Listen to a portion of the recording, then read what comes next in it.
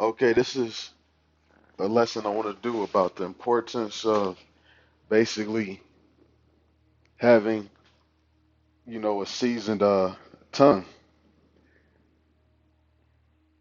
Ideally you want to be able to, ideally you would like it where everybody can receive everything, regardless how rough you say something, and you should be able to. You're getting cussed out, you should be able to focus on what was being said, not the tone of the person's voice if they're speaking to you out of righteousness. But unfortunately, you know, we can't always talk to everybody the exact same way and just say, "Hey, brother, that's how I am." No, no, no, no, no, no, no, no, no, no, no. A wise man understands as he grows with age. You can't talk to everybody the exact same way. You, as a leader, there's certain people who are motivated different ways. Some people you got to get in their ass. Some people you get in their ass and it is going to be counterproductive. Sometimes all a person needs is just a reminder. You can't talk to everybody the exact same way. You can't punish everybody the exact same way. There's some people who are more stubborn than others. Some people are less stubborn than others. There's a balance to this thing. And you have to, as you continue to learn, you'll learn how to season your tongue. I remember I'm for the most part not that brother that's out there rowdy and saying, you know, black B words and stuff like that. I say that in the group chat and stuff like that. But I remember the very, very first time I spoke, and of course I was a babe. Probably shouldn't even. I know I shouldn't have been speaking. No, I should have because the Most High wanted me to do it.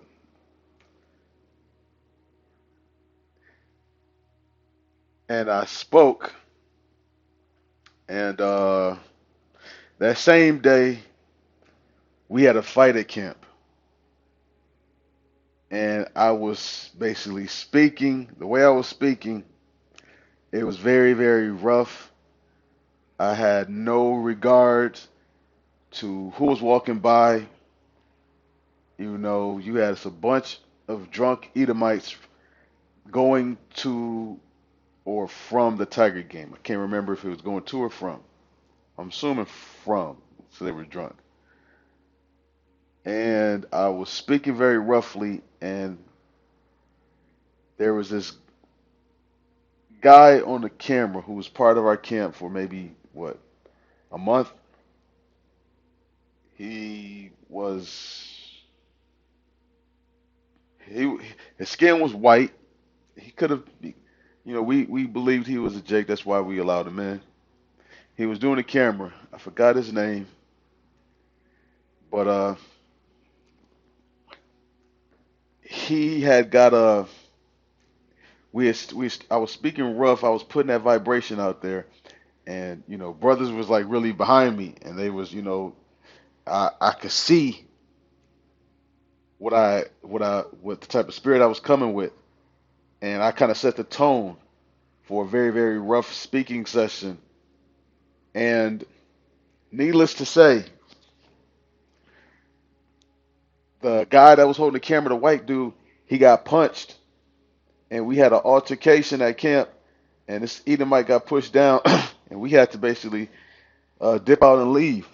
And I remember we went into the then former camp head, no, no, no, our camp head, Gabar's car, and we all basically went into the car. And we got pulled over because I think it was so many of us bunched in the car, and we lied and said we were tailgating, coming from like a Tigers game or some stupid stuff we made up.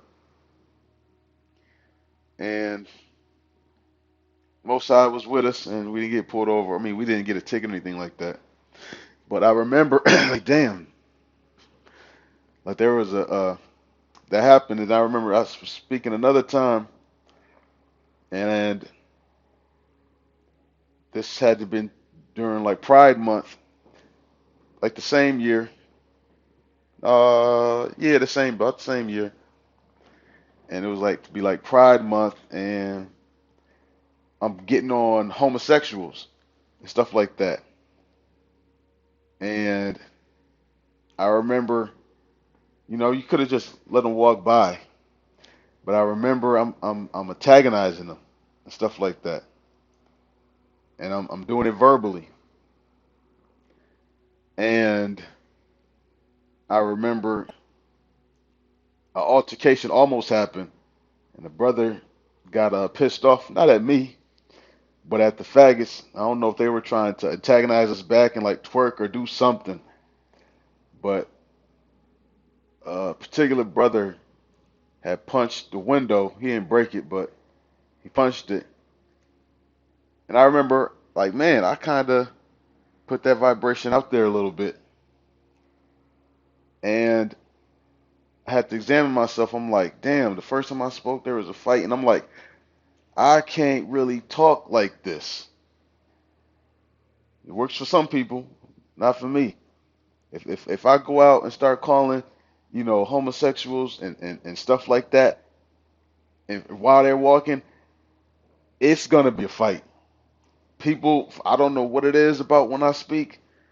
I remember that's why I try to keep it in the group chat and stuff like that. But I remember most recently, I like to make fun of Moabites, Chinese people when they walk by camp, and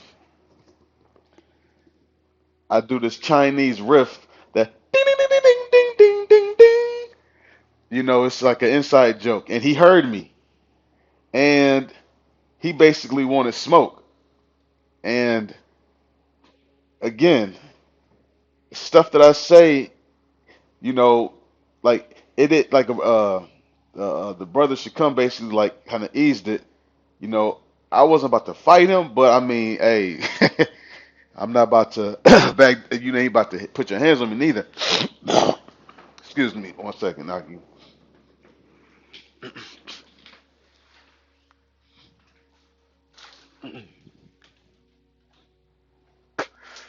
Yeah, you're not about to put your hands on me neither.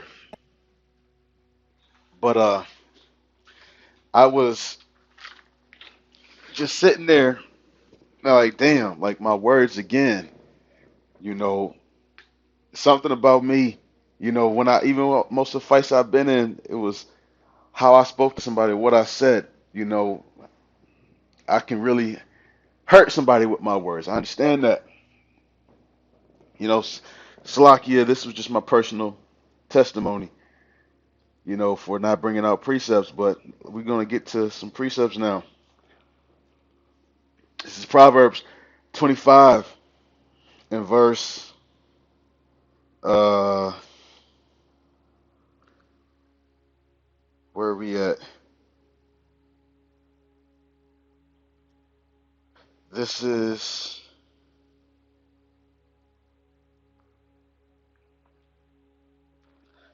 I just had it. Bear with me 1 second. I can. Uh, Proverbs 25 and verse 11. A word fittingly spoken is like apples of gold in pitchers of silver.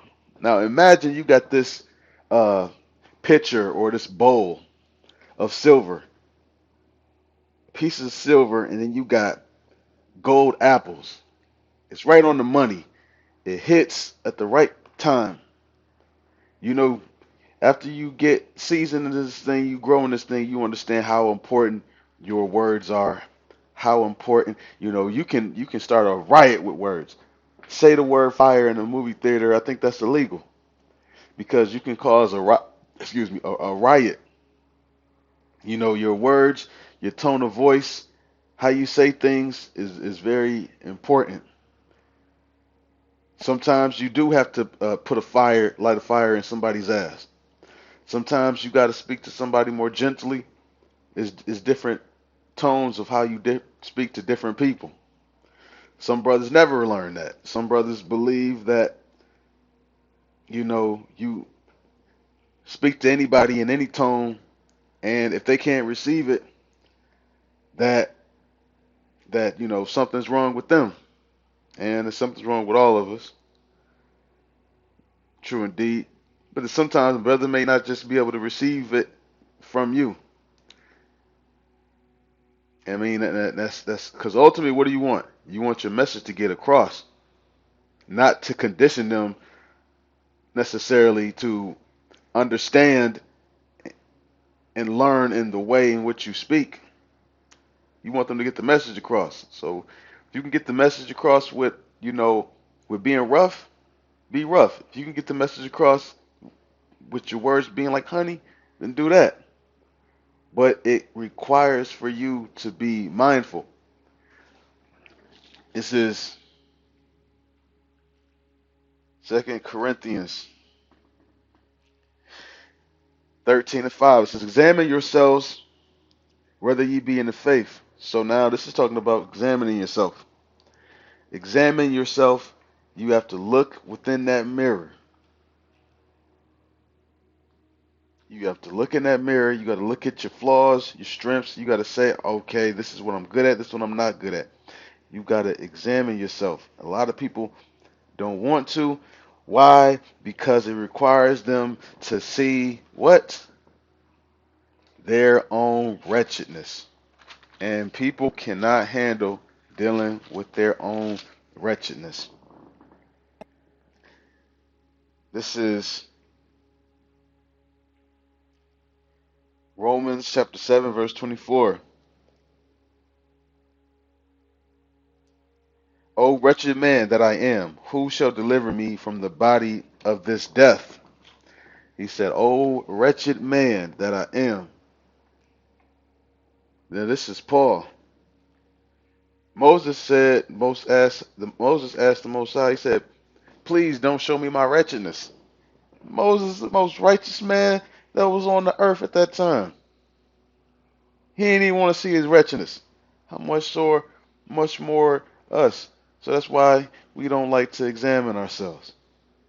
Sometimes we get disgusted on the things that you did, how Satan defeated you. You know, it's not fun. But nevertheless, examining yourself is an important part of this ministry. You know, so that's the lesson on that. I hope this has been edifying. And on that, I want to give all praise and glory to Yahweh Bashem Yahweh Shai, Bashem Kakodash, double honors to Elders GMS Ruel. Peace, salutations, and shalom.